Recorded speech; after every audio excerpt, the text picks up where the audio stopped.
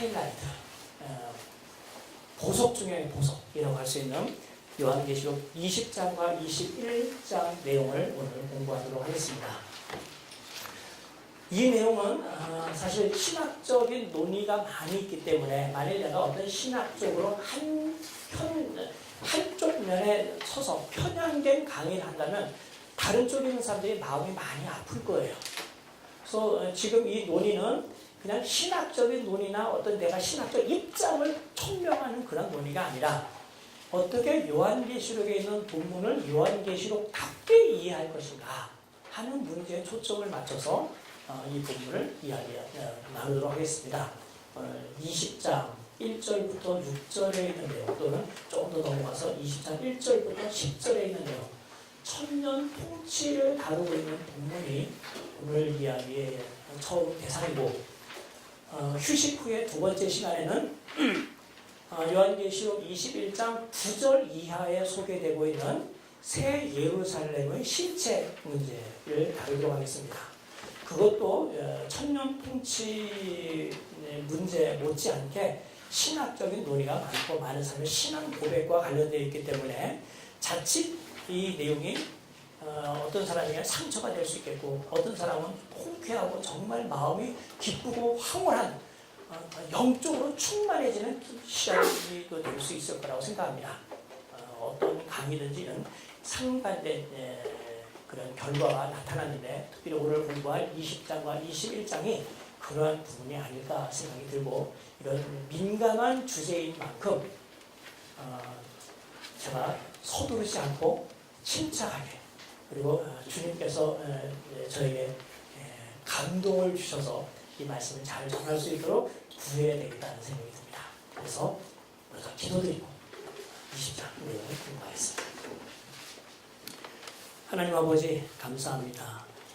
주께서 우리에게 하나님의 말씀을 기록해 주셨기에 이전에 하나님의 백성들에게 말씀으로 주셔서 위로받고 또 격려받게 하셨던 그 내용을 어느 시대나 또 어느 곳에 있는 사람들이나 다 말씀을 읽고 하나님을 알게 해주신 것을 정말 감사합니다.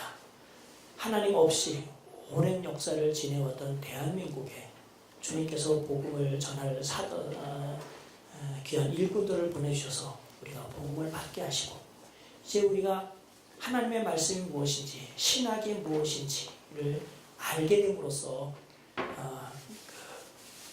좀 더 하나님을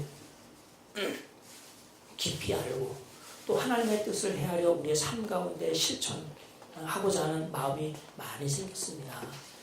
그동안 한국교회 요한계시록을 통하여 많은 사람들이 주님의 재림을 기다리는 정말 좋은 현상이 일어났지만 또 다른 한편 이 요한계시록에 대한 부분적인 이해와 선입견 또 잘못된 이해 때문에 많은 신학적인 오류 또 하나님의 말씀을 충분히 이해하지 못하는 일들도 많이 발생한 것을 제기하옵나이다. 이번에 주님께서 우리에게 요한계시록을 함께 공부할 수 있는 기회를 주셔서 이 말씀이 우리가 아직 알고 있고 받은 복음과 다른 것이 아니라 이 복음의 내용을 더욱 돈독하게 하고 또 우리의 신앙을 강화시키는 주의 말씀이라는 것을 알게 하시고 또 요한계시록이 너무나 어려워 특정한 사람들만 이해하는 것이 아니라 어느 사람이나 읽고 참 기쁨을 얻고 하나님의 은혜를 맛볼 수 있는 주의 말씀이라는 것도 알게 되었습니다. 하나님께서 이번 겨울에 우리로 하여금 함께 모여 8번에 걸쳐 요한계시록을 공부할 수 있게 해주셨고 그동안 요한계시록을 함께 공부하면서 참 믿음의 담대함과 위로와 우리 주 예수 그리스도의 강림에 대한 소망을 더 갖게 해주셨사오니 감사합니다.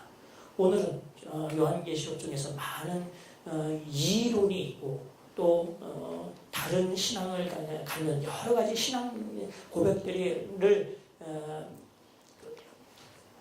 만들어낸 요한계시록 20장과 21장 내용을 공부하려고 합니다. 하나님 참 지혜가 필요하고 주의 인도하심과 또 주께서 깨우쳐 주시는 그 은혜가 필요하오니 이 시간 주님께서 이 부족한 사람에게 함께 하셔서 말씀을 잘 전하게 하시며 그동안 주께서 알려주시고 또 사고하게 하셨던 모든 내용들을 정말 정갈하게 정말 잘 정리하여 함께 나눌 수 있는 시간 되게 하여 주시옵소서. 하나님, 비록 저의 입을 통하여 하나님께서 말씀하시겠지만 주께서 강의하는 중에서라도 감동시켜 주시고 말씀을 깨닫게 해주셔서 저의 개인적인 견해가 아니라 정말 주의 말씀을 통전적으로 이해하고 또 통전적으로 믿고 또 깨닫는 것을 잘 전할 수 있도록 은혜를 베풀어 주시옵소서. 함께 공부한 귀한 성도님들 또 귀한 사역자들, 하나님 먼저 배운 이 말씀을 주님의 교회에 가서 널리 전하여 많은 사람들이 우리 주님의 초림으로 받은 은혜가 무엇인지 또 우리 주님께서 재림하실 때 우리에게 가져다 주실 은혜가 무엇인지를 소망하며 사는 주님의 교회가 많아질 수 있도록 은혜를 베풀어 주시옵소서. 이 시간 주께서 함께 해주시기를 다시 한번 간곡히 부탁하고 기도하며 우리 주 예수 그리스도의 이름으로 기도하옵나이다. 아멘. 요한계시록 20장 1절부터 우선 6절에 있는 말씀을 보겠는데 이 본문은 요한계시록 17장부터 계속되는 보다 큰 문단에 속하여 있는 본문입니다. 요한계시록 17, 18, 19, 20 어디까지 가냐면 21장 8절까지가 하나의 큰 단락이라고 말할 수 있겠습니다. 말하자면 요한계시록에 있는 중요한 주제들 또는 반복되는 주제들을 묘사하고 있는 것이 있다고 한다면 한 7개 정도가 있는데 그 중에 거의 마지막에서 두 번째에 속하여 있는 부분이 17장부터 21장까지입니다. 물론 이 사이에 이 안에는 요한이 주님께서 보여주는 환상을 내가 보니라는 환상들이 여러 개 있고 주님께서 친히 뜻을 알려주거나 그 환상에 대하여 설명해주는 말씀, 내가 들으니의 환상, 천각 환상이 또 여러 개 있습니다. 그래서 그것을 사실 나눈다고 한다면 이것을 좀 더 세분해 볼 수 있겠지만 전체적으로는 17장부터 21장 8절까지가 하나의 단락으로서 이게 이해되고 있다고 생각하시면 되겠습니다. 근데 그 단락 안에는 다시 좀 더 세분해서 나눈다고 한다면 또 다루고 있는 주제가 몇 개가 있는데 그것을 여러분에게 말씀을 드리겠어요. 17장은 큰 그림이 내가 광야에 있을 때 광야에서 성령이 감동하여 받은 계시 경험을 한 것을 보여줍니다. 일단 요한계시록 전체 내용을 서론과 결론을 제외한 본론 자체만 놓고 본다면 내가 성령 안에서 또는 성령에 감동하여 경험한 그 계시 경험을 나타내주는 단락은 크게 4개가 있습니다.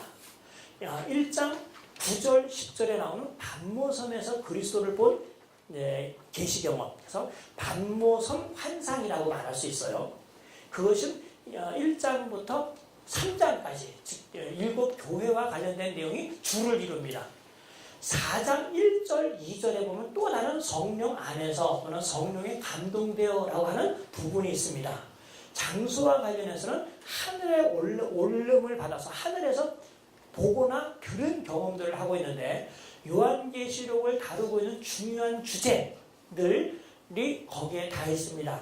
7인, 7나팔, 7대접 등을 다루고 있는 것인데 4장 1절부터 16장 마지막 절까지 내용이 이 두 번째 내가 성령 안에서 경험하는 부분을 다루고 취급하고 있는 거예요. 세 번째 내가 성령 안에서 즉 성령에 감동하여 계시 경험한 것은 17장 1절 지금 우리가 공부한 17장 1절인데 17장 1절부터 말씀드린 21장 8절까지가 그 범주 안에 들어가는 겁니다. 마지막 네 번째는 21장 9절과 10절에 있는데 내가 성령 안에서 또 이런 어구가 있고 그 다음에 나오는 것이 내가 지극히 높은 곳에 이끌림을 받아서 그곳에서 어린 양의 아내, 즉 어린 양의 신부를 본 경험을 묘사하고 있는 부분입니다.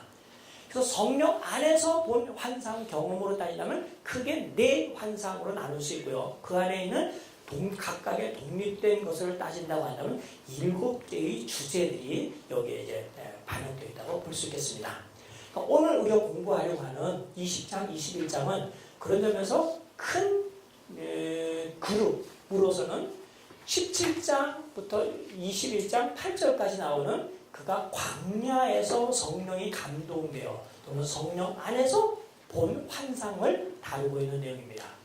주님께서 요한에게 이 환상을 통하여 보여주려고 하는 것이 무엇일까? 우선 이 땅에 있는 교회들을 박해했던 그 박해자들, 또 원수 중에 대원수인 그들을 주님께서 최고로 심판하여 그들을 멸망시키신다는 내용입니다. 물론 일곱인, 일곱 나팔, 일곱 대접에서도 주님께서 교회를 박해하는 사람들을 심판하신다는 것이 담겨 있지만 거기 있는 내용들은 주로 역사 가운데 일어나고 있는 예수님의 초림부터 재림까지 일어나고 있는 상황들을 여러 차례 반복해서 보여준 것이라고 볼 수 있어요.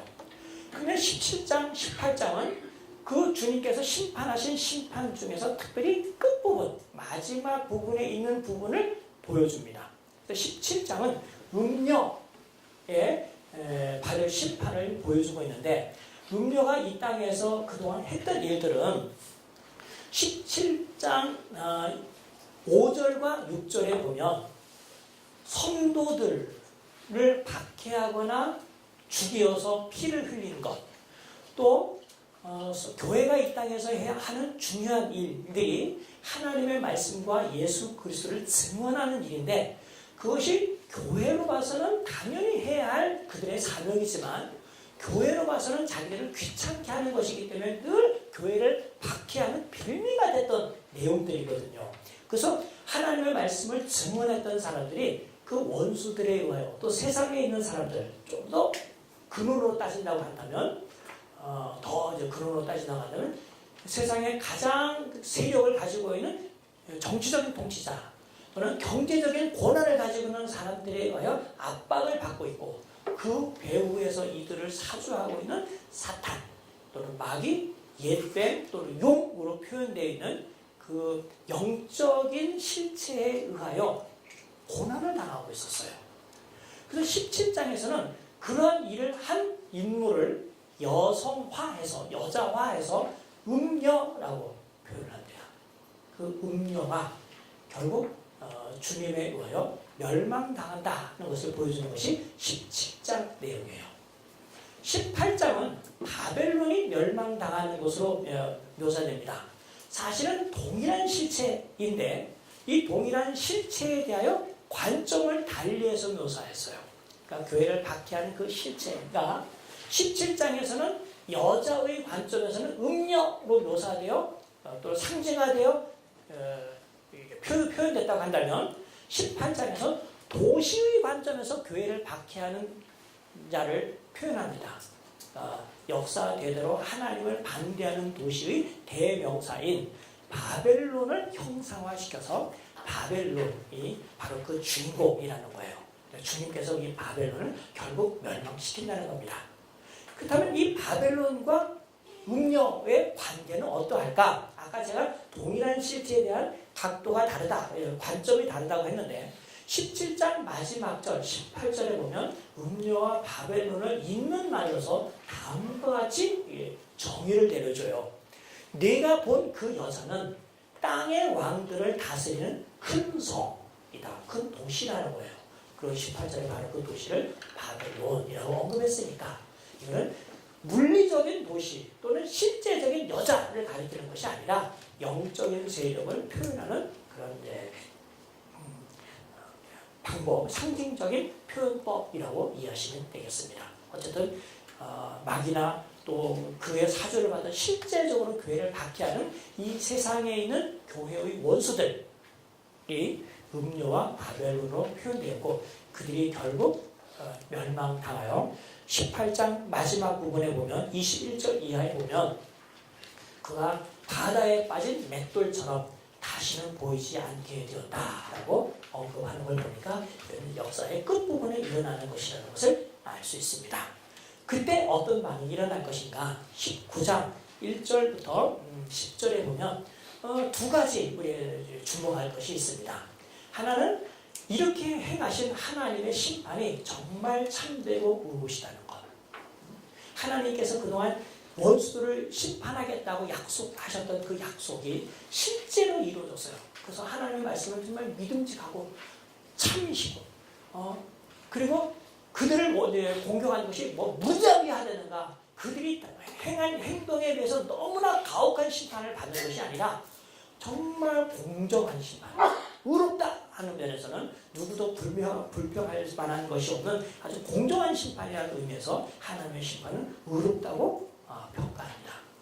근데 이 19장 2절에 바로 의롭다, 참되고 의롭다, 그리고 성도들에게 흘린 피를 하나님께서 친히 갚으셨다라고 평가한 이 내용은 요한계시록 전체에서 면면이 흐르고 있는 중요한 주제를 마무리하는 것이었습니다.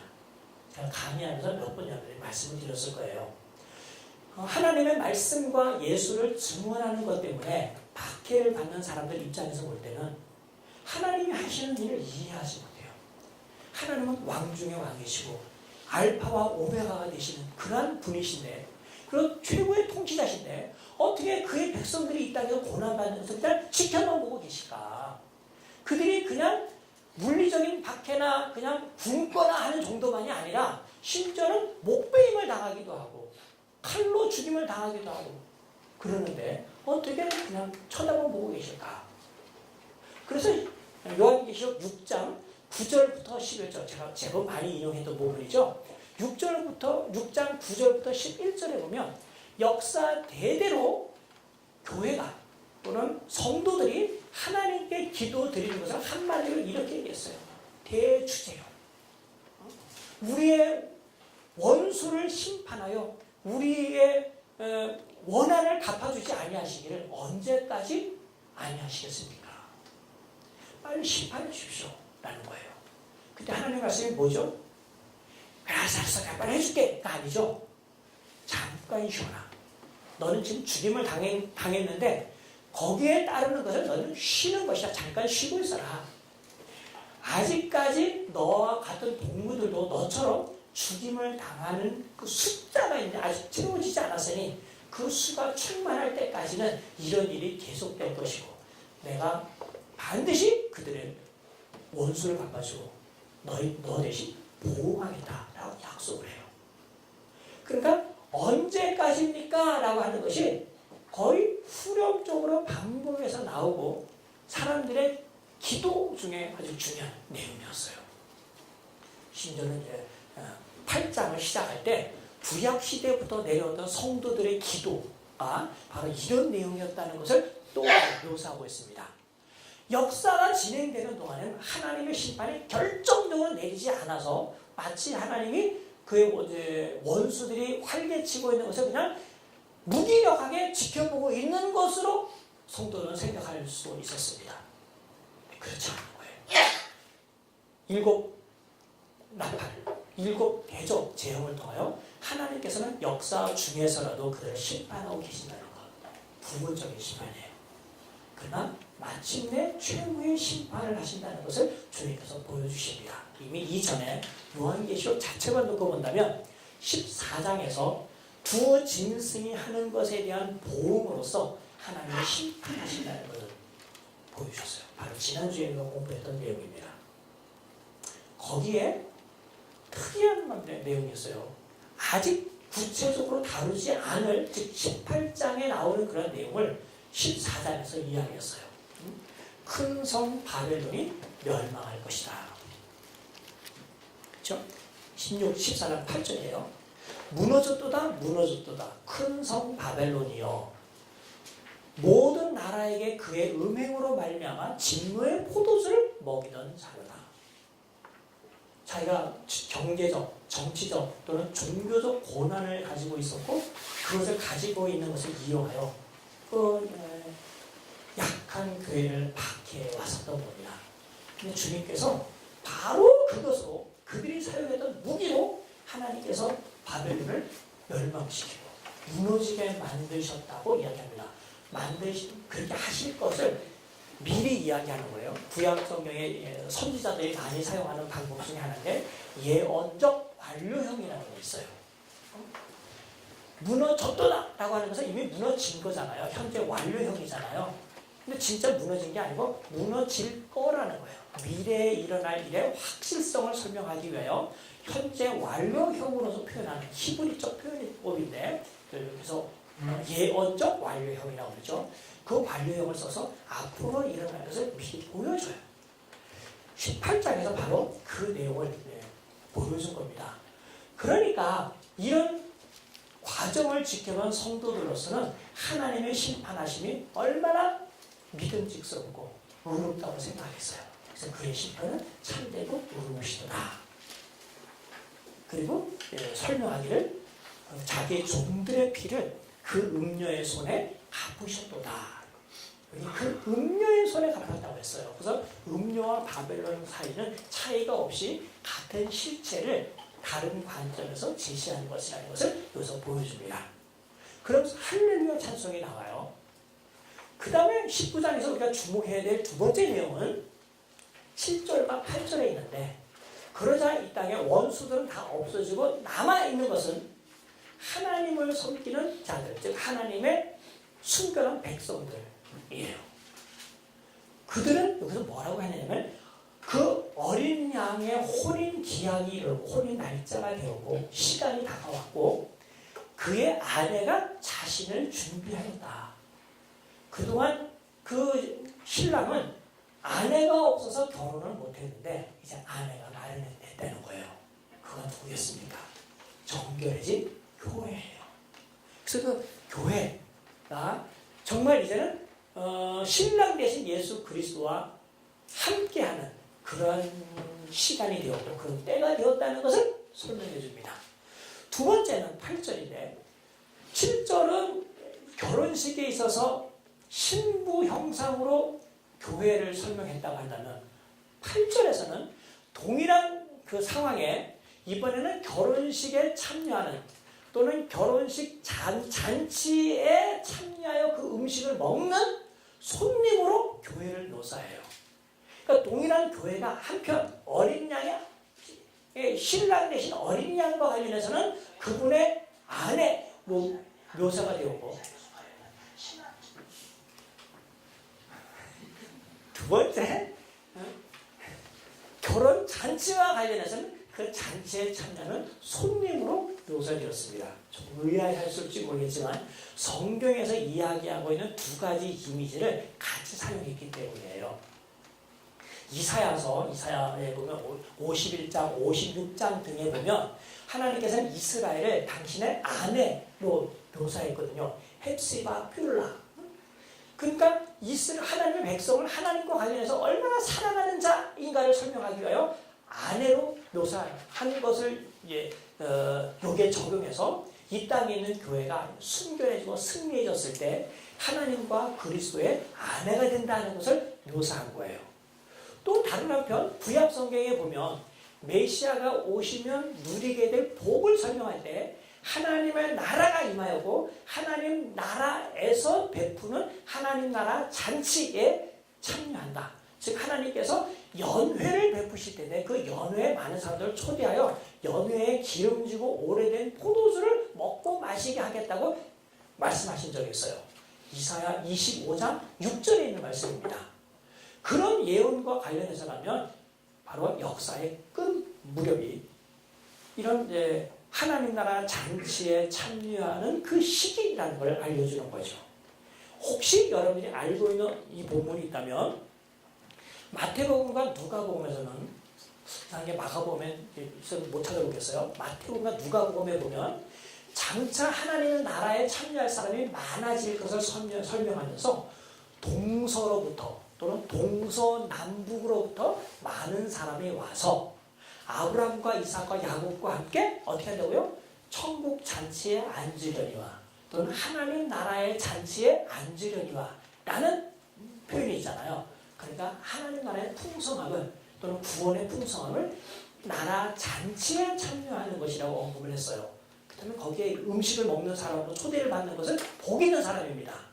바로 19장 8절에서는 그 이미지를 가지고 동일한 교회를 잔치에 초대받는 손님이라고 언급한다는 점이에요. 여기까지는 문제가 없습니다. 19장 11절부터 21절에 보면 갑자기 조용했던 그 상황에 바벨론도 없어지고 음료도 없어지고 이제는 어린 양의 신부가 남아있는 그런 상황에 갑자기 이야기가 거꾸로 들어가요. 그 이전 시대로. 이 땅에 있는 왕과 장군들, 통치자들이 어린 양에 대하여 전쟁을 일으킵니다. 그래서 어린 양이신 그분은 전투복을 착용하고 신랑이 신랑복 연미복을 입고 오시지 않고 전투복을 입고 오고 손에는 칼을 들고 와서 원수들을 무찔러요. 전쟁 이야기가 나옵니다. 이 이야기를 가만히 보니까 우리가 지지난주에 공부하였던 일곱 대접 재앙 중에서 간단하게 언급한 아마겟돈에 모여서 사람들이 하나님과 더불어 전쟁을 하려고 했습니다. 사람들이 전쟁하게 된 이유가 용의 입에서 나온 귀신의 입에서 나온 용의 입에서 나온 귀신의 성격을 가진 개구리 세 마리가 왕과 장군들 속에 들어가서 계속 사수를 넣는 거예요. 하나님에게 전쟁해라. 그래서 온 땅의 사람들이 하나님께 전쟁하기 위하여 아마겟돈, 즉 이스라엘의 무깃도에 모였대요. 근데 지형학적인 의미가 있는 것이 아니라고 말씀을 드렸어요. 아무튼 그래서 전쟁을 했는데 결국 하나님에 의하여 대패하고 말았습니다. 그 이야기를 또 하고 있는 거예요. 그러니까 19장, 지금까지 이야기한 17장부터 19장 10절까지 이야기에 비교한다면 19장 11절부터 마지막 절 21절까지 내용은 시간의 선호 문제로 이해한다고 한다면 이건 이해하기가 굉장히 곤란해요. 물론 선호 문제로 선후의 관계로 이해하는 사람들이 많이 있었습니다. 특별히 세대주의자들은 성경에 있는 내용을 무조건 문자적으로 해석해야 된다는 견해를 가지고 있어요. 혹시 그 경향을 가지고 있는 사람들이 있다고 한다면 항의는 나중에 저한테 페북으로 하든지 제 핸드폰으로 하고 지금 항의하지 마세요. 그냥 제가 이것을 설명을 어떤 방식으로 하는지 좀 그냥 인내하면서 지켜봐 주시면 좋겠습니다. 그래서 19장 11절 내용은 18장보다 뒤에 일어나는 사건이고 심지어는 19장 1절부터 10절보다도 뒤에 일어나는 사건이라고 설명을 했어요. 그래서 조용하던 시대에 갑자기 반역하는 세대, 최대 마지막 반역자들이 일어날 텐데 그때 어린 양께서 전사가 되어 용사가 되어 가서 그들을 심판한다는 겁니다. 근데 그때 심판의 대상에 특별히 눈에 띄는 사람이 누구냐? 인물이 누구냐? 20절에 나오는 짐승과 거짓 선지자입니다. 잊어버렸을지 모르겠지만 여기서 말하는 짐승은 13장 1절부터 10절에 묘사된 바다에서 나온 짐승이고요.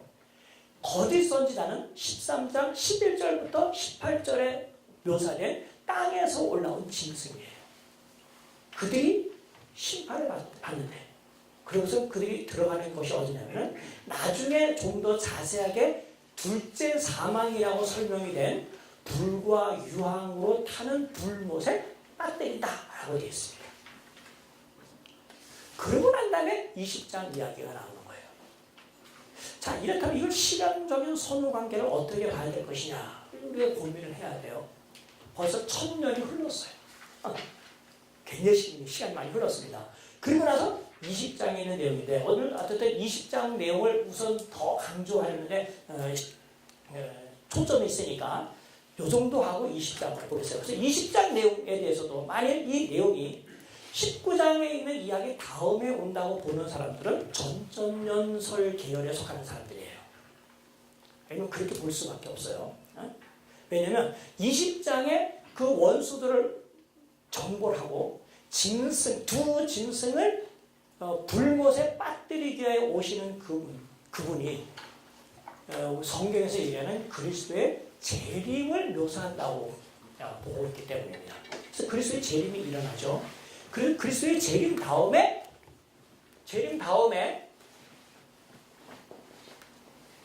20장 1절부터 6절에 나오는 이야기가 나오는데 핵심은 하늘에서 천사가 내려오는데 쇠사슬을 가지고 내려옵니다.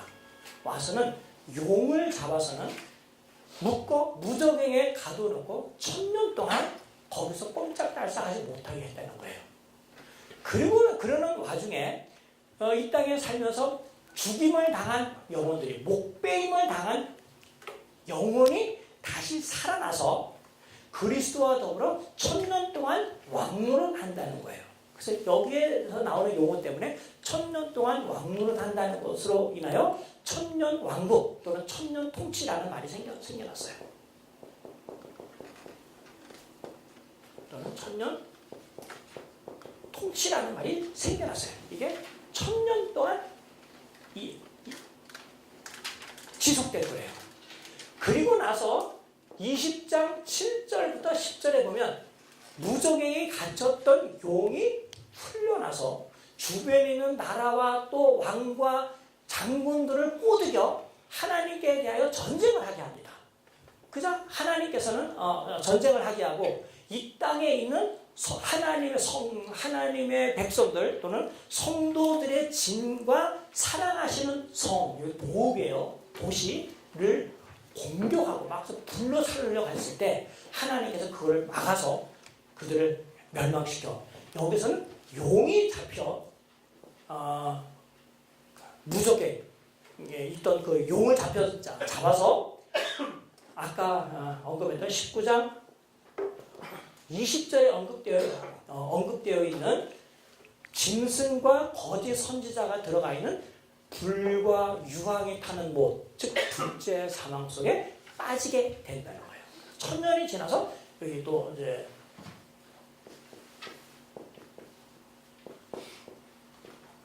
사망에 빠진다는 겁니다. 그래서 이 모든 과정을 시간적인 순서로 고지고대로 이해하는 사람들에게 있어서는 예수 그리스도가 재림하시고 재림 다음에 1000년 동안 왕국의 통치가 있으니까 1000년 왕국 이전 예수님 재림설을 제시하는 거예요. 그렇게 하다 보니까 이것을 전천년설, 그러니까 1000년 왕국 전에 그리스도께서 재림하신다는 설의 약어입니다. 전천년설이라는 게 그래서 이걸 만들었는데 물론 알다시피 전천년설에는 세대주의자들이 얘기한 고전적인 전천년설과 또는 이것을 수정한 조지 엘던 레드로 대표되는 사람들이 제시하는 역사적 전천년으로 나눠지기도 해요. 그래서 전천년설입니다. 과연 이렇게 보는 것이 정당할까? 저는 정당하지 않은 것 같아요. 지금 아까 얘기한 것처럼 17장, 18장 그리고 19장 1절부터 10절 내용은 하나의 묶음으로서 역사의 끝부분을 이야기했는데 19장 1절부터 20절 혹은 11절부터 21절에 나오는 이 내용은 요한계시록 저자가 요한계시록 서술하는 방법과 마찬가지로 동일한 시대 동일한 어떤 사건을 반복해서 표현해 준 것이라고 볼 가능성이 굉장히 큽니다. 이거는 만약에 이것이 동일하지 않고 다른 거라고 한다면 이것과 아까 얘기한 것처럼 16장에 나오는 아마겟돈 전쟁과의 관계를 설명하는 데 좀 어려움이 많이 있고 이 사이에 아까도 제가 예를 들었다시피 14장 8절에 나오는 큰 성 바벨론이 멸망했다라고 하는 언급과 18장에 나오는 바벨론 멸망에 대한 자세한 설명과의 관계를 설명하는 데 있어서 좀 어려움이 있어요. 그러니까 요한은 동일한 이런 내용을 반복해서 사람들에게 알려주고 더 길게 설명하거나 자세하게 설명하는 식으로 아니면 다른 관점에서 설명하는 방식으로 동일한 사건을 반복하는 이런 기법을 많이 쓰고 있습니다.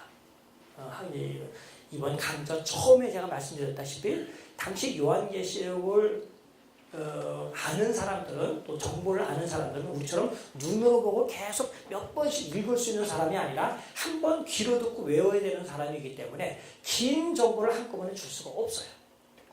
동일한 내용들을 다른 관점으로 또는 원색적으로 이야기를 해줘야 머리에 사고의 그물에 잘 남기 때문에, 즉 부정 문화 속에 있기 때문에 그들에게서는 반복이 최고입니다. 실제로 요한계시록에서 우리가 그동안 봤지만 동일한 내용을 계속 반복하고 있는 것을 우리가 보았는데, 이것도 그렇게 봐야 되지 않겠느냐 하는 거예요. 또 하나 뭐 지금 그 이야기할 기회가 없어서 지금 미리 얘기합니다만은, 요한계시록 12장과 13장에 나오는 악의 삼위일체, 거짓 신의 삼위일체인 용과 바다 짐승과 땅 짐승이 하나님에 의하여 멸망되었다는 것이 여기에 언급이 됐는데 다시 여기서 언급을 하고 있습니다. 그런데 이들은 늘 같이 행동하고 있거든요. 그런데 19장 20절에서는 바다에서 나온 짐승과 땅에서 올라온 짐승, 즉 거짓 선지자가 불못에 들어갔다고 했고, 20장 10절에 보면 용이 불못에 들어갔다고 했는데 이 사이의 기간이 적어도 1000년이나 된단 말이에요. 과연 1000년간의 간격을 두고 먼저 들어가 있고 나중에 이게 들어가는 일이 있다는 게 상식적으로 농락될 수 있을까 하는 문제예요. 그래서 고민을 좀 해보셨으면 좋겠고, 그런 거에 대한 답을 얻으시려면 제 책이나 어쨌든 빌 교수님의 책을 보시면, 제 책은 간략하게 핵심적, 빌 교수님 굉장히 장황하게 설명했고 구약성경까지 인용하면서 언급했기 때문에 어느 정도 설득 당하지 않을까 하는 생각이 좀 들어요. 일단 20장에 초점 맞춰보겠습니다. 그럼 20장은 어떻게 이해할 것인가? 우선 선입견을 갖지 말고 20장 자체를 한번 요한계시록 안에서 한번 읽어보도록 하겠습니다. 우선 20장에 보면 내가 봄에 천사가 무저갱의 열쇠와 큰 쇠사슬을 그의 손에 가지고 하늘로부터 내려와서 용을 잡았고 용을 결박하여 1000년 동안 결박하여 무저갱에 던져 넣었다 그랬습니다. 그런데 이 이야기 자체는 우리가 볼 때 그 천사가 내려왔는데 이 천사는 뭐 하는 천사인가, 어떤 천사인가에 대해서 우리 궁금할 수 있어요. 우리가 공부하는 시간이 짧았기 때문에 제가 자세히 설명을 드리지 않았는데, 이 언급은 요한계시록 9장에 나와 있는 이야기와 아주 서술하는 방식이 비슷합니다. 9장은 7 나팔 재앙 중에 5번째 재앙, 즉 황충 재앙을 설명하고 있는 부분이에요. 근데 거기에 서술되는 모습이 20장 1, 2절 내용과 거의 비슷합니다. 제 책에는 그것을 아예 도식화해놨어요. 도표해놨습니다. 352쪽에 보면 9장 1, 2절과 20장 1절과 3절을 도표했는데, 그래서 9장을 보면 이게 이제 비슷한 상황이라는 걸 알 수 있어요.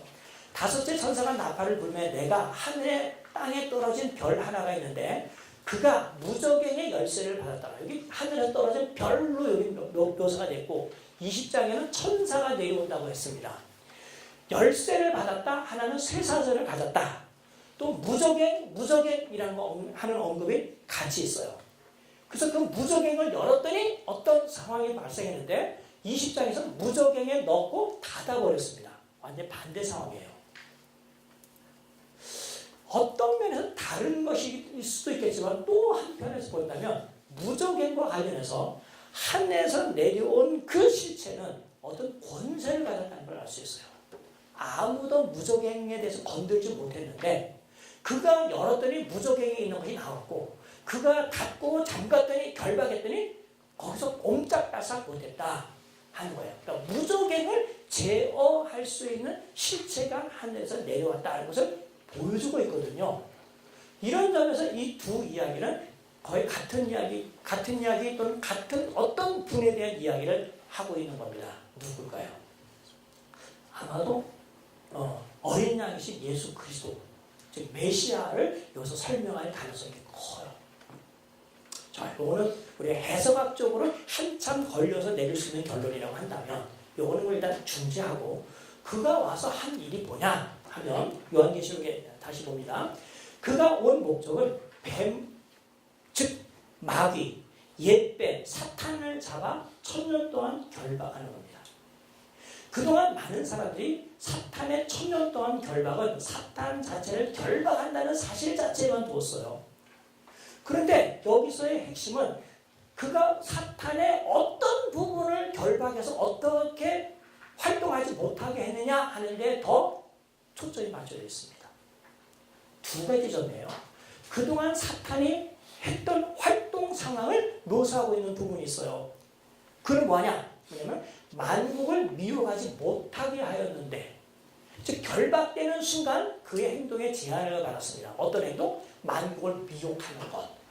그러니까 이것이 제약을 받았다는 것은 천사가 내려와서 그를 결박하기 전까지는 그는 만국을 미혹하는 일과 관련해서는 아무에게도 제재를 받지 않고 활발하게 활동했다는 것을 의미해요. 그런데 지금 이 순간에 제재를 받았죠. 이게 이제 첫 번째 문제입니다. 그리고 두 번째는 결박했고 그 다음에는 천년이 지난 후에는 반드시 잠깐 놓일 것이다 라고 하는 언급이에요. 도대체 이것은 어떤 상황을 가르쳐 줄까? 이 문제와 관련해서도 우리가 이것을 해석할 수 있는 힌트를 요한계시록 자체에서 얻을 수 있습니다. 즉 사탄이 그동안 세상을 만국을 미혹하는, 즉 유혹하는 일, 또는 요한계시록에는 꾀임이라는 단어를 썼는데 헬라어는 같은 단어예요. 그런데 왜 번역을 다른 말을 써서 헬라어를 못하는, 익숙하지 않은 사람들은 이것을 연상시키지 못하게 했는지 저는 이해가 되진 않아요. 헬라어 단어는 플라나우라고 하는 단어인데, 플라나우, 유혹하다, 미혹하다, 또는 꾀다, 꼬신다는 거예요. 꾀. 여기 옛뱀이라고 하는 언급도 우리가 이 실체 또는 이 상황이 언제 일어났는지 알 수 있는 중요한 단서가 됩니다. 요한계시록 12장 7절부터 13절 내용이 이 본문을 이해하는 중요한 단서가 된다는 걸 우리가 알 수 있어요. 요한복음 12장 7절을 보면 용이 잡아먹으려고 기대했지만 용에게 잡아먹히지 않고 무사히 출생하여 그의 사역을 마치고 하나님께로 올라간 한 사내 아이에 대한 이야기가 있어요. 그렇죠? 그 이야기를 7절에서는 이렇게 이야기를 합니다. 하늘에 전쟁이 있는데 미카엘과 그 군대와 용과 그 군대가 더불어 싸우는데 용이 미카엘의 그 군대를 이기지 못했다는 거예요. 그리고 하늘에 자기가 있을 곳을 찾지 못하여 밖으로 내쫓김을 받았는데, 즉 땅으로 내쫓김을 받았는데, 그는 어떤 존재인가? 옛뱀이요, 사탄이요, 마귀라고 했어요. 그러니까 에덴 동산에서 처음 우리의 처음 어머니와 아버지를 미혹했던 그 뱀을 이야기하면서 그때부터 있었던 그의 장기를 가지고 세상을 유혹했다는 거예요. 그래서 옛뱀이라는 말을 했고, 그가 했던 그 장기를 소개하면서 뭐라고 표현했어요? 온 천하를 꿰는 자, 구절입니다. 온 천하를 꿰는다 그랬어요. 여기 온 천하라는 단어와 만국이라는 단어가 헬라어에서는 달라요. 그렇지만 동일합니다. 온 세상, 온 우주, 또는 공간적인 면에서 전체 세상이고, 12장에서는 나라를 염두에 두면서 여러 나라들, 모든 나라들인데, 이 단어는 하나님께서 아브라함에게 하셨던 열국이 너로 말미암아, 만국이 너로 말미암아 복을 얻으리라 하고 썼을 때, 표현할 때 사용했던 단어예요. 그러니까 그 단어나 온 세상이나 같은 거죠. 그동안 왜 오랫동안 이스라엘이라는 작은 나라에 있는 사람들은 하나님과의 언약 관계를 유지했는데, 다른 나라들은 하나님과의 언약 관계에서 배제되었는가? 여기 이유가 설명됐어요. 바로 옛뱀이 온 천하에 다니면서 미혹하였기 때문에 그랬다는 거죠. 다시 12장에 와서는 12장 11절에 보면 이런 내용이 있습니다. 사탄, 즉 마귀가 했던 일은 11절이 아니고 죄송합니다. 10절입니다. 10절 하반절 보면 우리 형제들을 밤낮 참수하던 자, 곧 우리 하나님 앞에서 밤낮 참수하던 자가 쫓겨났고 그랬어요. 그러니까 하늘에서 자기 있을 곳을 얻지 못하고 쫓겨났다는 말은 공간적으로 표현하긴 했지만 실제적으로는 사탄이 그동안 하나님 앞에 가서 성도들이 잘못한 걸 갖다 일러바치고 또 온 천하에 다니는 사람들로 하여금 하나님을 믿지 못하도록 유혹했던 그 일을 해왔다가 이제는 하지 못하게 된 것을 언급하고 있는 거거든요. 그렇다면 이 일은 언제 일어났을까? 우리 12장을 공부할 때 이 일은 예수님의 초림 때 이미 발생했다. 그것을 확인했어요. 특히 12장 자체에서도 그것을 우리가 얻을 수 있는 아주 명확한 어구를 우리가 발견하지 않았습니다. 12장 10절에 보면 이제 우리 하나님의 구원과 능력과 나라와 또 그의 그리스도의 권세가 나타났다. 그랬기 때문에 사탄은 쫓겨난 것이고 이제 더 이상 참수하지 못하게 되었고 온 천하 또는 만국을 꿰거나 미혹하는 그 일을 하지 못하게 되었다는 거예요. 다시 정리하자면 이런 것을 염두에 두고 20장에서는 즉 12장 내용을 다시 다른 말로 표현하기를 이렇게 된 것은 하늘에서 오신 바로 그 천사 같은 그 인물이 사탄이 하는 활동을 제어했기 때문이라는 거예요. 제어했다는 것을 표현하기 위한 물리적인 또는 가시적인 것으로 가장 좋은 것은 쇠사슬로 그를 결박했다라는 겁니다.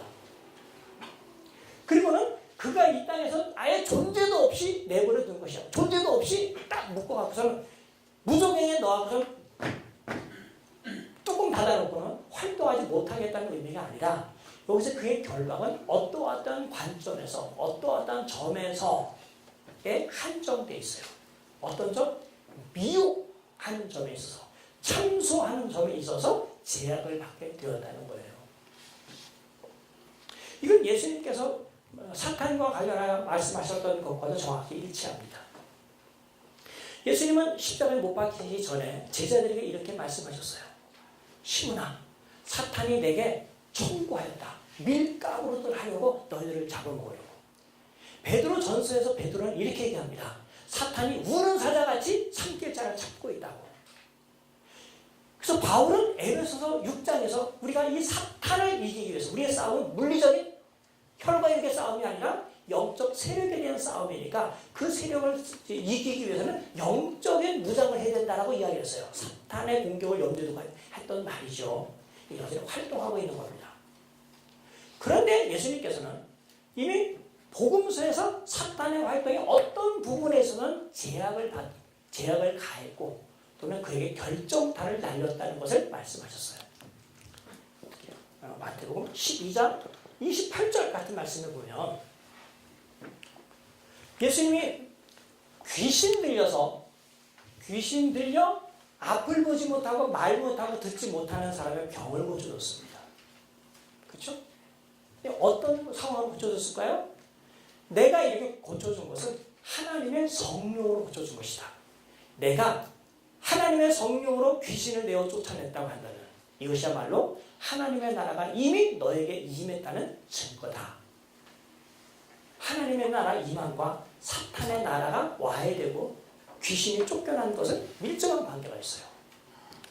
그런데 지금 마태복음 12장과 동일한 내용이 누가복음 11장 20절에 있는데 여기서는 내가 귀신을 내어 쫓는다 라고 말을 했지만 동일한 내용을 다루고 있는 마가는 마가복음 3장 27, 37 37절에 보면 일단 불러보겠어요. 37절 27인가?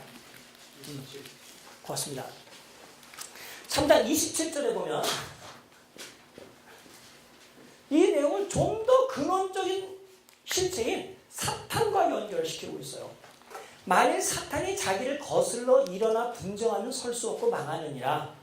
사람이 먼저 강한 자를 결박하지 않고는 그 강한 자의 집에 들어가 세간을 강탈하지 못하리니 결박한 후에야 그 집을 강탈하리라. 예수님께서 하나님 나라의 능력을 발휘하는 것을 사탄을 결박하는 것이라고 얘기했어요. 결박이라고 하는 단어, 비오라고 합니다. 단어, 대오, 미안합니다. 대오. 바인드, 영어 단어가 갑자기 생각해서 바인드.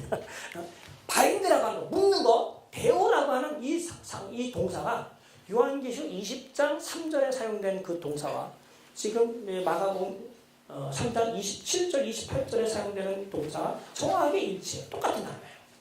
결박했다는 거예요. 그렇다면 메시아의 첫 강림이 가져온 결과가 이렇게 어마어마하게 됐다는 거예요. 그 덕택에 요한계시록 전체에서 면면이 흐르는 하나님의 백성들, 구약시대의 관점에서 이스라엘에게만 해당되는 것이 아니라 나라와 족속과 방언과 백성에서 불러낸 사람이 이루 셀 수 없는 허다한 많은 사람들이 예수 그리스도의 피로 말미암아 정결하게 되고 승리하게 되었다고 언급한, 즉 이방인들도 하나님의 백성이 된 것을 여기서 언급해 주고 있어요. 뭐 때문에? 그리스도께서 사탄을 결박한 것 때문에, 사탄이 미혹하지 못하도록 막았기 때문에. 그렇다면 이것은 미리 한참 있다가 일어날 일이 아니라, 지금 역사의 끝부분에 재림 때 일어날 일이 아니라 예수님의 초림 때입니다. 그러니까 사람들이 강림이라고 하는 단어, 파루시아라고 하는 단어를 그리스도의 재림에게만 적용을 하는데, 구약의 강점에서 그리스도의 재림이라고, 이 파루시아라는 말은 재림에만 되는 것이 아니라 이미 그리스도의 초림 때 발생하기 시작했어요. 강림이라는 단어에서는 같은 거야. 커밍, 즉 파루시아입니다. 파루시아. 학자들은 이것을 파루시아 1, 파루시아 2라고 그래서 구별해요. 그동안 많은 신학자들이 또는 그동안 교회에서는 파루시아를 재림 자체만을 가리키는 거로 생각했지만, 우리가 요한계시록을 정확히 읽다 보면 그리스도의 강림은 두 국면을 통하여 발생한다는 것을 우리가 알게 되고, 그렇게 나눠야 성경에 있는 내용을 정확하게 제대로 이해할 수 있다고 생각됩니다. 그래서 요한계시록 20장 1절부터 3절은 이런 점에서 그리스도의 초림, 첫 번째 강림 때 일어나는 사건들을 묘사해 주고 있어요. 만약에 그렇게 이해한다면 그 다음 내용은 여러분들 이해하기가 훨씬 더 쉽습니다. 4절부터 6절. 물론 이제 천년 통치라는 용어가 직접 언급되는 부분이 있기 때문에 좀 많은 신학적인 논란이 있긴 하지만, 이 4절부터 6절 내용은 1절부터 3절 상황에 절대적으로 지배를 받아요. 특별히 여기서 4절 이하의 사람들, 4절 자체만 놓고 보면 요한계시록에서 반복해서 사용되고 있는 용어가 그대로 사용됐습니다. 5절, 6절은 지금까지 요한계시록의 내용과는 다른 새로운 용어가 이 속에 대해서 우리가 깜짝 놀라게 하는 것이 있지만, 성경 전체로 봐서 단 한 번 등장하는 표현이에요. 그런데 4절에 있는 내용을 가만히 보면 이 4절 내용을 5절, 6절에 있는 내용도 우리가 충분히 이해할 수 있습니다. 4절 내용이 뭐냐면, 제가 읽어볼게요. 굉장히 중요하니까. 또 내가 보좌들을 보니 거기에 앉은 자들이 있어 심판하는 권세를 받았더라. 내가 보니 예수를 증언함과 하나님의 말씀 때문에 목배임을 당한 자들의 영혼들과 또 짐승과 그의 우상에게 경배하지 아니하고 그들의 이마와 손에 그의 표를 받지 아니한 자들이 살아서 그리스도와 더불어 천년 동안 왕노를 한다. 지금까지 이 이야기 중에 많은 사람이 맨 마지막 부분, 살아서 천년 동안 왕노를 한다에 초점을 맞춰 천년 동안 통치인 그리스도의, 그리고 오시는 오시는 것을 묘사한 19장 11절부터 21절을 재림이라고 생각하고, 그 다음에 나오는 내용을 여기에 넣어서 천년 동안 통치한다. 그래서 천년왕국이 그리스도의 재림 이후에 있는 것이다 라고 이해해 왔어요. 그런데 이것을 잠깐 우리가 가려놓고 위에 있는 거 보면 4절 앞부분과 뒷부분에 요한계시록에 자주 등장하는 용어들이 있어요. 그렇죠? 하나님의 말씀과 또 예수를 증언함과 하나님의 말씀 때문에 목배임을 당한 영혼들 혹은 사람들. 목배임을 당했다고 한다면 목배임을 당한 몸뚱아리 이렇게 표현하기가 좀 어색하잖아요. 그래서 이 몸뚱아리와 대비되는 영혼이라는 단어를 썼는데 이 영혼은 눈에 보이지 않는 혼령을 가리키는 용어라기보다는 성경에서 푸스케라고 하는 것 자체가 한 인격체를 전체적으로 가리킬 때 사용되는 거니까 그냥 목배임을 당한 사람이 성도가 이렇게 표현하면 참 좋아요. 근데 어쨌든 문학적인 표현이라서 목배임을 당한 몸뚱아리와 대비돼서 영혼이라는 단어를 쓴 것뿐입니다. 요한이 우리 한국 교회 또는 미국 교회에 이런 문제가 일어날 거 생각했다라면 그냥 사람이 안트로포스라는 단어를 썼더라면 훨씬 좋았을 거야. 아니면 하기오스라는 단어. 하기오이라고 하는 단어를 썼더라면 성도들이 그랬다면 아마 이런 문제가 없이 금방 이제 이해가 됐을 텐데 영원히 푸스케 딱 써놓으니까 홀령이라고 이해한 거예요. 심지어는 그 대신학자인 조지 에돈 레드도 이걸 설명하느라고 그냥 거의 한 20페이지 정도 그냥 할애하잖아요. 그 주석에 한 5페이지 정도 할애하나? 5페이지에서 20페이지 정도. 어떤 이제 홀령이라는 홀령. 영혼을. 인격체라고 보는 게 좋습니다. 일단 요거는 이제 우리가 걸림돌 되니까 딱 지워놓고. 왜냐면 예수를 증언하고 하나님의 말씀 때문에 죽임을 당했다. 이미 요한계시록 6장에 등장해요. 저 5번째 인을 뗄 때 목배임을 당하냐 죽임을 당한 영혼이 제단 앞에서 대주제요 이야기하죠. 그럼 이 역사 중간에 일어나는 일이었습니다. 그러니까 교회가 이 땅에서 하는 일이 예수님을 증언하고 하나님 말씀을 증언하는 일이에요. 그러면서 박해를 받는 겁니다. 온갖 종류의 박해, 옥에 가두기도 하고 매맞기도 하고 경제적인 불이익을 당하기도 하고 심지어 참수를 당하기도 하고 뭐 그런 것들이 있을 때는 다 묶어서 여기는 목배임이라고 하는 용어를 쓴 것뿐이에요. 어쨌든 그래서 이건 역사 가운데 일어난다는 것을 일단 알 수 있습니다. 첫 번째. 두 번째는 그 다음에 4절 하반절에 있는데 짐승과 그의 우상에게 경배하지 아니하고 그들의 이마와 손에 그의 표를 받지 아니한 자들. 누구예요? 13장 영웅된 사람들이잖아요. 그죠?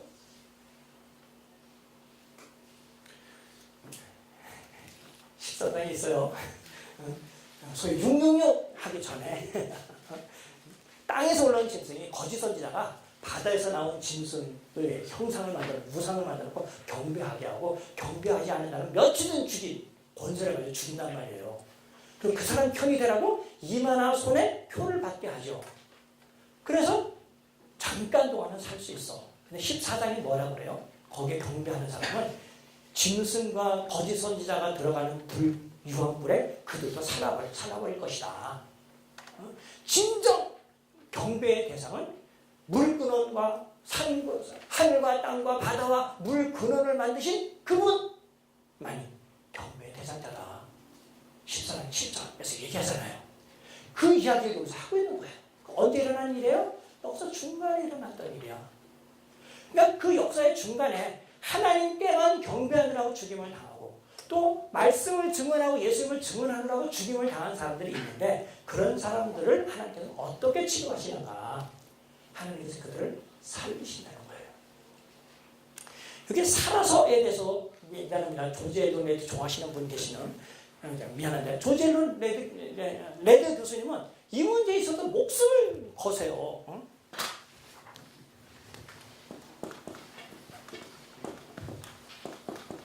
자오동사에서 왔는데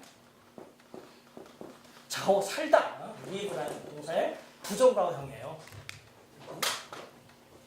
살았다고 하는데 요한계시록의 이 자오동사는 몸이 다시 사는 것을 가리킨다고 얘기를 하는 거예요. 그러니까 죽임을 당한 홀령이 다시 몸이 다시 사는 첫 번째 부활의 몸을 입는데 이건 그래서 5절에 나오는 첫 번째 부활과 아주 긴밀하게 연결된다. 첫 번째 부활은 예수님이 재림하신 이후에 하나님을 믿는 사람, 예수님을 믿는 사람들이 죽었다가 홀령만 있던 그가 부활의 몸을 입고 부활해서 그 부활에 참여하게 되는 거. 예수님을 믿지 않은 사람들은 그동안 언제까지 백보자 심판하기 전까지는 살아남지 못하고 있다가 그때 백보자 심판을 받기 위해 다시 살아나서 심판받아서 영원한 둘째 사망에 들어간다. 이렇게 설명해요. 그럴듯하게. 근데 이건 너무 억지로 이것을 갖다 꿰맞추는 거라는 생각이 자꾸 듭니다. 나 비판 안 한다고 해서 자꾸 얘기했어. 미안해요. 내 것만 얘기만 해야 되는데. 저 비교 안 할 수가 없어요. 과연 그렇게 보는 것이 좋을까? 아니면 우리가 흔히 부활이라고 하는 단어, 아나스타시스라고 하는 이 단어가 성경에서는 다시 살다라고 하는 조회, 그 다음에 아나스타시스를 하는 동사, 포이에오 아나스타시스. 이거는 즉 이게 뭐냐면 좌우예요. 이 두 단어는 서로 번갈아가면서 쓸 수 있는 단어예요. 물리적인 몸을 입고 살아나는 그 부활만이 아니고 실제로 우리가 허물과 죄로 죽었던 우리가 그리스도로 말미암아 다시 살아나는 것. 너가 옛사람은 십자가에 율법과 함께 십자가에 못 박혀 죽었고 이제 그리스도 안에서 하나님께 대하여는 다시 살아난다 하는 로마서 6장에 나오는 그 살아남이라 너희가 그리스도와 더불어 부활하였다는 것을 알지 못하느냐라고 언급한 골로새서 2장 12절 13절에 있는 내용은 사실 다 같은 내용을 설명하고 있는 거거든요. 그래서 여기서 말하는 첫 번째 부활이라고 하는 건 다시 산다는 것은 결국 다른 주석가들은 이 부분에 대해서는 별로 씨름하지 않았는데 저는 베드로 전서 주석을 먼저 썼기 때문에 요한계시록을 쓰면서 베드로 전서에 있는 내용을 가지고 저는 도입을 했어요. 육체로는 죽임을 당하지만 영으로는 다시 산다. 베드로전서 3장 16절, 4장 16절에 보면 예수 그리스도가 그러하셨고 또 성도들이 그렇게 될 것이라고 언급을 해요. 그러니까 지금 이 사람들이 교회가 마땅히 해야 될 일, 그리고 하나님께만 경배하는 이것 때문에 설령 죽임을 당한다 하더라도 하나님께서 보실 때 그들은 살아있는 자라는 거예요. 죽어있는 자도 살아있는 자고 이 땅에 살아 핍박을 받고 있는 사람도 주님께서 그들에게 주시는 새 생명으로 말미암아 살아있는 사람이라는 거예요. 이걸 요한과 바울이 사용하고 있는 지금 우리가 요한을 다루고 있죠. 요한이 먼저 쓴 책, 요한복음에서 다루고 있는 그 부분과 바울 사도가 에베소서 다루고 있는 용어로 따진다고 한다면 이미 그는 중생한 사람, 예수 그리스도로 말미암아 새 생명을 가지고 있는 것을 첫 번째 부활이라고 언급하고 있는 겁니다. 물론 제 선생님 중에는 이것을 다르게 해석하는 사람도 있어요. 첫 번째 부활을 어떻게 이해하느냐. 이 땅에 일어나고 있는 부활과 관련하여 그리스도가 우리의 첫 번째 열매로서 성도들보다 먼저 부활하셨잖아요. 그래서 첫 열매라고 하는 단어를 썼어요. 바울이 고린도 전서에서 그거를 필립 휴스 교수님은 인용해서, 필립 휴스는 잘 모르실 텐데 남아공 케이프타운 대학교를 마치시고 또 공부하시다가 말년에 필라델피아에 있는 웨스민스터 신학교에서 신약학을 가르치셨던 분이십니다. 제가 유학 시절 그분에게 사도행전과 고린도 후서를 배웠는데, 하여튼 성경에 대한 이해가 또는 고대 문헌에 대해서 너무 빠듯해요. 케이프타운 대학에서 그분이 고전학을 공부했어요. 그리스 라틴의 고전 문헌들을 줄줄줄줄 꿰고 계시는 분이신데, 어쨌든 그분이 1990년도에 요한계시록 주석을 쓰셨어요. 제가 그걸 번역을 해서 요한계시록과 관련해서 제일 먼저 제가 발을 디디게 이제 그분 책인데, 그래서 한국에 소개한 거로 따지다가 했는데 90년, 지금 27년 됐네요. 나오자마자 바로 그 다음에 91년도에 이제 번역해서 냈어요. 근데 거기서 이분은 독특한 설명을 합니다. 제 책에 그분을 언급을 했어요.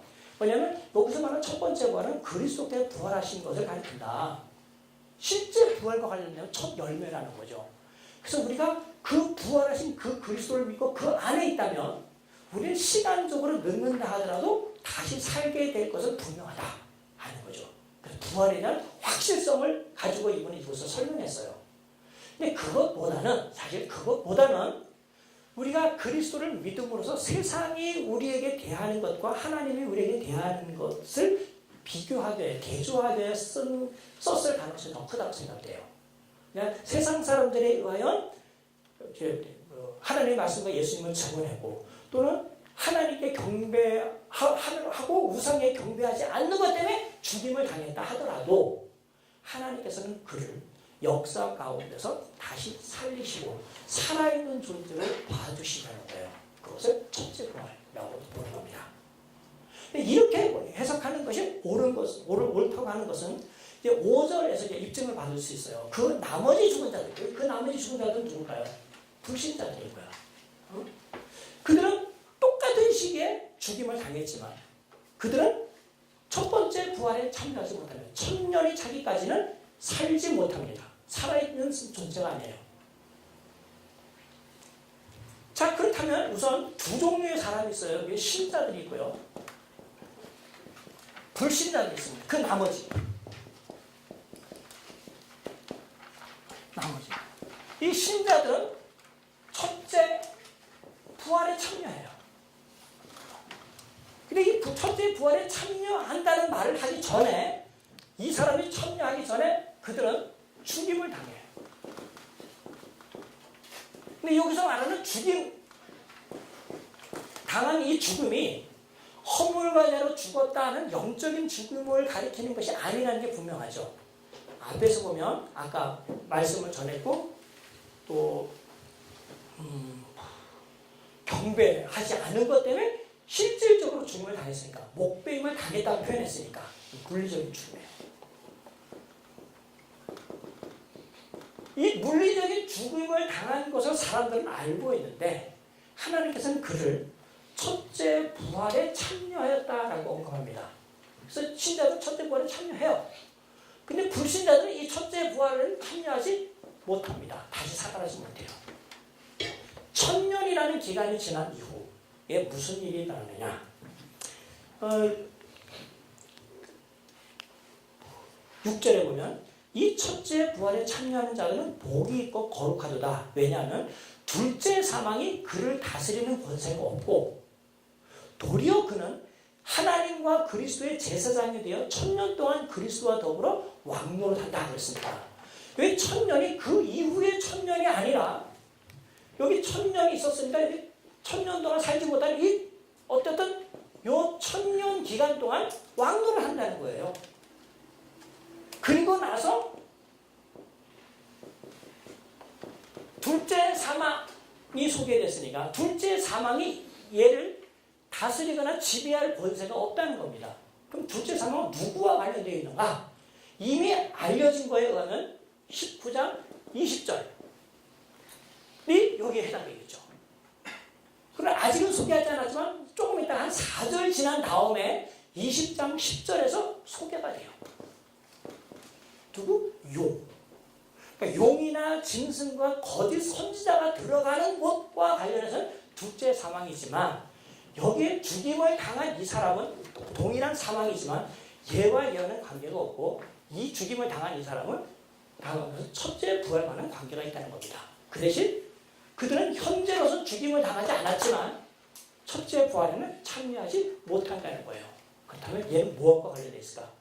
얘는 둘째 사망과 관련이 있는 겁니다. 요약하면 이래요. 첫째 부활이 있다 보니까 반드시 둘 이상의 부활이 있겠죠. 둘째. 그 다음에 여기 둘째 사망이라는 언급을 한 걸 보니까 최소한 첫 번째 사망은 있겠죠.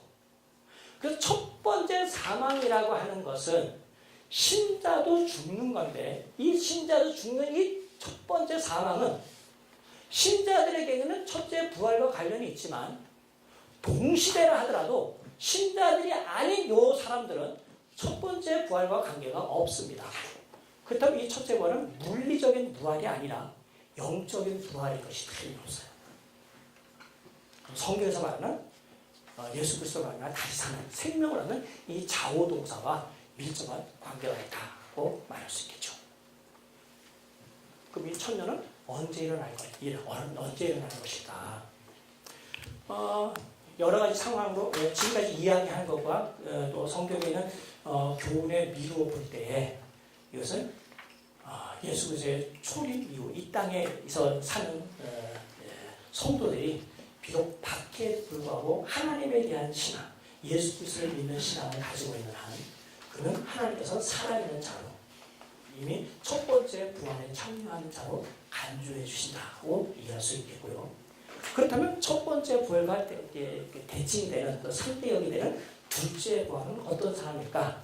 둘째 사망에 들어가기 위한 것이고 이것을 바로 20장 11절부터 14절 또는 15절에 언급되어 있는 백보자 심판을 받기 위하여 일어나는 사람들을 가리키는 부활이라고 보는 것이 성경적으로 옳습니다. 자, 그렇다면 이 내용은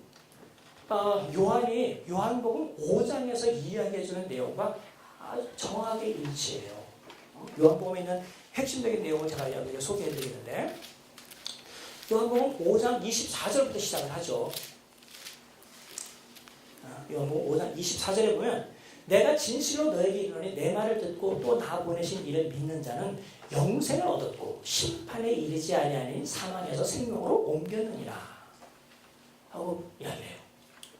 그리고 나서 25절 진실로 너에게 이르노니 죽은 자들이 하나님의 아들의 음성을 들을 때가 오나니 곧 이때라 듣는 자는 살아나리라. 그리고 27절 또 인자됨으로 말미암아 심판하는 권한을 주셨느니라. 이를 놀랍게 여기지 말라. 무덤 속에 있는 자가 다 그의 음성을 들을 때가 오나니 29절이 핵심입니다. 선한 일을 행한 자는 생명의 부활로 악한 일을 행한 자는 심판의 부활로 나오리라. 시간 순서를 두고 또 시차를 두고 일어나는 일이 아니라 한 번에 걸쳐서 일어나는 부활이라는 것을 알 수 있어요. 요한이 알려주는 부활과 관련된 언급이고 바울이 부활과 관련해서 언급한 그 차선은 고린도전서 15장이 아주 중요하게 언급하고 있잖아요. 15장 51절 이하의 있는 내용인데 거기서는 결국 심판을 받기 위하여 부활하는 것이 악인과 선인이 동시에 일어나는 미래에 일어나는 그 사건인데 이런 동일한 육체를 입고 부활하는 이 부활이 천년의 시차를 두고 신자들은 먼저 부활을 하고 그 다음에 천년이 지난 후에 불신자들이 부활한다는 것은 성경 어디서 지지를 받기가 힘들어요. 지금 이제 이야기가 계속 넓어졌는데 이런 식의 요한복음, 고린도전서 등등 베드로전서에 있는 내용까지 가지고 올 필요 없이 요한계시록에 있는 이야기 자체만 놓고 본다고 하더라도 이미 4절에 요한계시록을 반복적으로 보여주고 있는 그 내용을 반복해서 여기서 묘사하고 있기 때문에 한마디로 요한계시록 20장 1절부터 6절은 비록 6절에 걸친 내용이긴 하지만 예수님의 초림부터 재림 사이에 벌어지는 내용을 죽음과 부활, 둘째 사망과 공경을 받지 않지만 둘째 사망과 천년 동안 왕노릇이라는 관점으로 요약한 것이라고 볼 수 있어요. 두 가지 이유가 있습니다. 요한계시록을 다시 놓는데 첫째, 천년이라고 하는 이 천년이 요한계시록에서 사용되는 숫자 또는 기한 중에 한 번도 물리적으로 정확한 시간적인 개념으로서 날짜나 시간을 정해준 것이 없었어요. 이게 다 상징적인 것이었습니다. 그러니까 천년도 정확한 천년이라는 기간이 아니라 이 기간, 무한히 오래되는 이 기간 동안에 라는 의미를 지니고 있어요. 특별히 여기 천이라고 하는 숫자는 아마도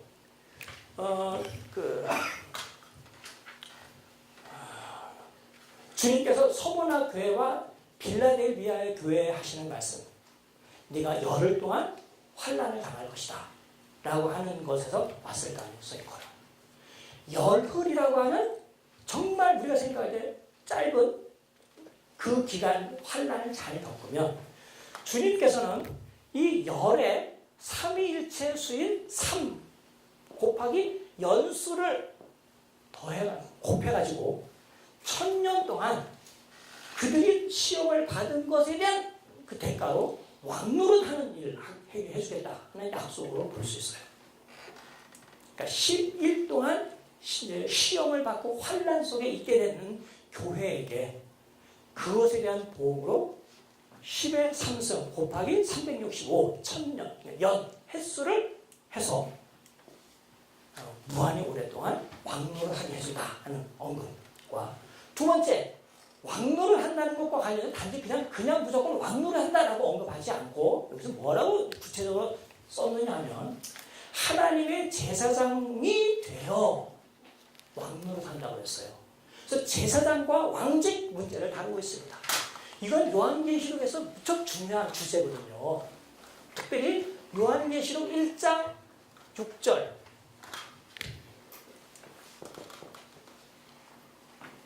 예수 그리스도를 소개하면서 요한계시록 앞에 4절부터 4, 5, 6, 7절을 요한계시록에 등장할 등장인물을 소개하는 시간이에요. 거기 하나님을 소개하면서 하나님은 어떻게 소개했죠? 알파와 오메가 지금도 있고 전에도 있었고 장차 오실 이 그렇게 소개하잖아요. 그 다음에 예수 그리스도에서는 뭐라고 이야기를 해요? 죽었다가 다시 살아나신 이. 두 번째, 그의 피로 우리를 왕과 제사장이 되게 하신 분으로 소개해요. 그리스도의 역할은 성도들을 왕과 제사장 되게 하는 겁니다. 이 내용은 5장 9절과 10절에서 반복이 돼요. 그렇죠? 하나님의 손에 있는 두루마리 책에 있는 7 인봉을 떼시기에 합당하시도다. 무엇 때문에? 그가 어떤 자격을 가졌기 때문에 그래요? 일찍이 죽임을 당하시고 그의 피로 나라와 백성과 족속과 방언 중에서 많은 사람들을 사서 하나님께 드려 그러하여금 나라와 제사장이 되게 하셨다 그랬어요. 그렇죠? 근데 여기 나라와 제사장이라는 이 용어는 근원적으로 성경 전체를 아우르는 하나님의 백성 정체성을 규명하는 두 용어예요. 출애굽기 19장 5절 6절에 보면 하나님께서 이스라엘 백성들을 구원하시고 또 선택하시고 구원하셨을 때 이스라엘을 어떤 식으로 정의했습니까? 너희는 제사장 나라, 거룩한 백성, 제사장 나라로 규정했어요. 이스라엘 백성이 가나안 땅에 가서 해야 될 일이 뭡니까? 하나님의 제사장 나라답게 하나님의 영광을 사람들 앞에 드러내는 거예요. 하나님의 영광 현현. 21장의 주제이기 때문에 제가 요 용어를 쓰는 겁니다. 이스라엘은 여러 나라 중에 한 나라가 아니에요. 하나님의 나라. 하나님의 나라 백성이에요. 그래서 그가 나라와 제사장으로 역할을 하고 하는 게 기대를 했는데 결국 이스라엘이 실패해서 간 바벨론의 포도 작동하게 되잖아요. 베드로전서 2장 9절에 보면 이방인 중에서 메시아를 믿는 사람들을 불러 한 것이 뭐예요? 너희는 왕같은 제사장이요. 정확하게 출애굽기 19장 5, 6절에 있는 말씀 그대로 씁니다. 너희를 어둠에서 빛으로 불러내신 이의 아름다운 덕을 선전하게, 선포하게 하려 하시느냐. 하나님의 영광을 드러내는 일을 하는 거예요. 그렇다면 이 교회가 이 땅에서 해야 될 그 일들, 나라와 제사장으로서 하나님의 영광을 구현하는 그 일을 요한계시록 20장 1절부터 6절에서는 뭐라고 한마디로 요약했느냐. 이 두 단어를 어떻게 했겠어요? 왕노한다는 말 한마디로 요약하는 거예요.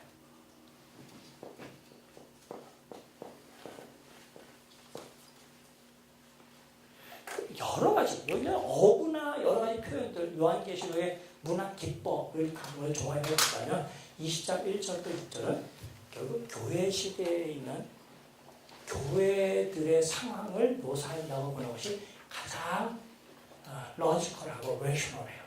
논리적이고 이치 맞다고 저는 생각합니다. 잠깐 10분만 휴식하겠어요. 한 5분만, 6분만 휴식합니다. 굉장히 길어졌는데요. 원래 주제가 주제이만큼 얘기인데 다음 내용은 좀 더 요약적으로 해서 가급적 시간 내에 마치도록 하겠습니다. 6분 보시겠습니다.